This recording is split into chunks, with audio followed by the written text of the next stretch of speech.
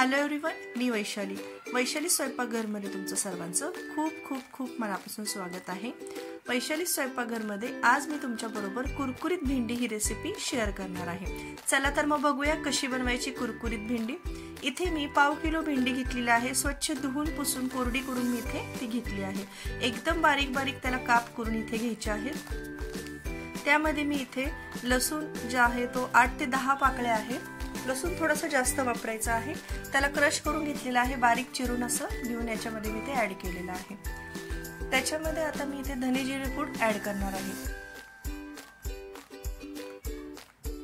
थोडंसं हळद, थोडंसं लाल तिखट याच्यामध्ये आपल्याला घालायचं आहे आणि आमचूर पावडर मी इथे ऍड केलेली आहे। जर आमचूर पावडर नसेल तर तुम्ही 1 लिंबू याच्यामध्ये घातलं तरी चालेल।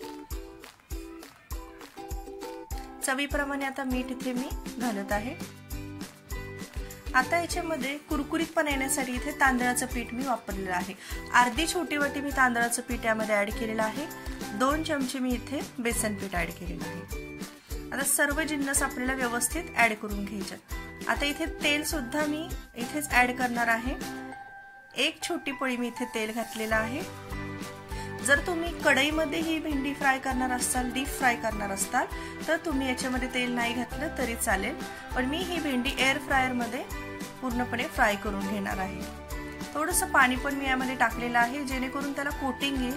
आपण भजी वगैरे कसं हे करतो, पूर्ण कांदा भजीसाठी कसं पीठ तयार करतो तशा प्रकारे एकदम जास्त पाणी न घालता तेवढ्यातल्या तेवढ्यातच आपल्याला ते व्यवस्थित भेंडीला मसाला लावून घ्यायचा आहे। एअर फ्रायर मध्ये मी इथे बनवत असल्यामुळे 1 चमचा मी 1 छोटी पळी मी त्याच्यामध्ये तेल घातलेलं आहे। तुम्ही डायरेक्टली डीप फ्राय पण कढईमध्ये ते करू शकता।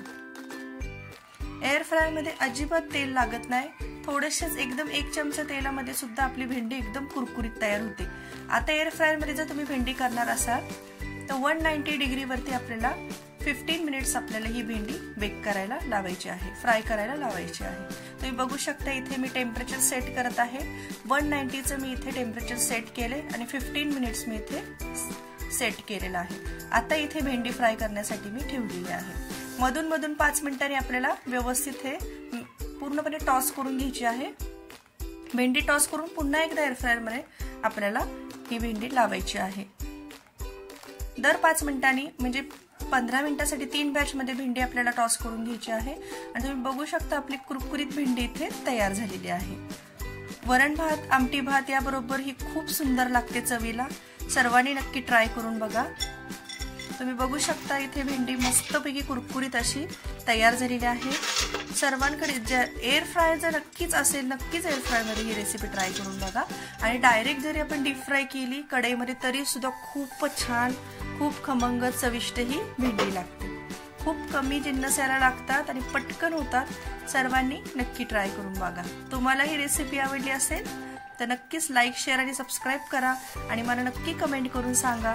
चला तर मग भेटूया आपण पुढच्या रेसिपीमध्ये। थँक्यू।